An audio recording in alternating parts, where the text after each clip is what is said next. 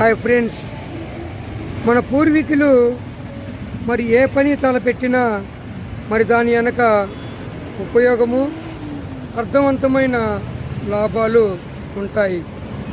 మరి మనిషికి D vitamin అనేది ఎంత ఉపయోగమో మనందరికీ తెలుసు.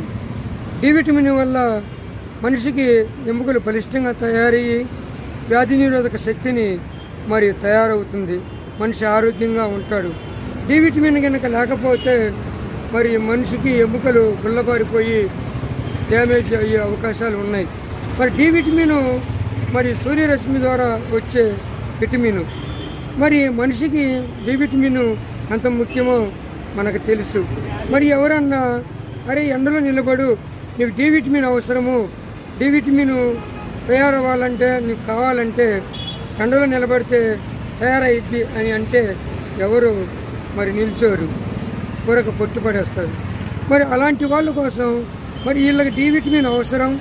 మరి వీళ్ళ ఆరోగ్యం కాపాడాలని మరి వాళ్ళు మన పూర్వీకులు ఆలోచించి మరి పెట్టిందే మరి ఈ సూర్య నమస్కారాలు. ఈ సూర్య నమస్కారాల్లో 12 భంగిమలు ఉంటాయి.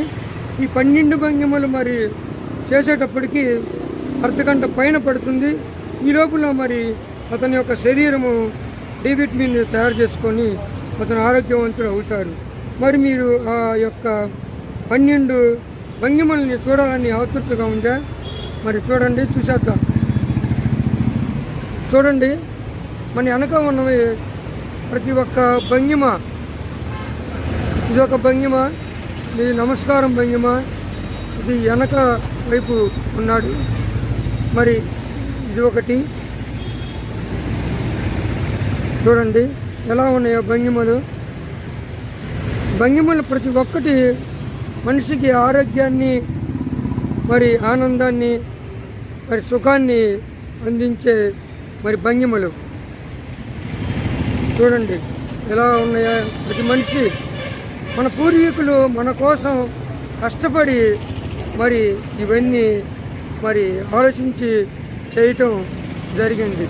మరి ఉచితంగా అయితే మనిషి ఎండలో నిల్చోడు కాబట్టి మరి ఇతనికి మరి డి విటమిన్ ఎలా లభ్యం కావాలి, ఇతని ఆరోగ్యం ఎలా మరి కాపాడాలనే మరి ఆలోచనతో మన పూర్వీకులు మరి సూర్య నమస్కారాలు అనేది కనిపెట్టడం జరిగింది. ప్రతి ఒక్కళ్ళు మరి ఈ సూర్య నమస్కారాలు చేసి మరి మీరు డి విటమిన్ మీ శరీరానికి అందించి మీరు ఆరోగ్యవంతులుగా కావాలని మరి కోరుకుంటూ నేను ఈ వీడియో చేయటం జరుగుతుంది. మరి ఈ వీడియో చూసిన వెంటనే